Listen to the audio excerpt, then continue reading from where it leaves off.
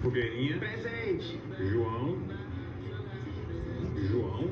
Ele faltou, tio. Nossa, será que ele tá doente? Deve ter sido bem por causa daquela pizza nojenta. Que pizza? Ah, é que ele queria comer naquela pizzaria nova que abriu, que tem aqueles bonecos fedorentos. Eu falei pra ele não ir. Pera, o quê? Foi, eu até mandei mensagem perguntando como tinha sido, mas ele nem me respondeu mais, só mandou um áudio com alguém cantando. E como era esse áudio? Ah, peraí. É, esse aqui, ó.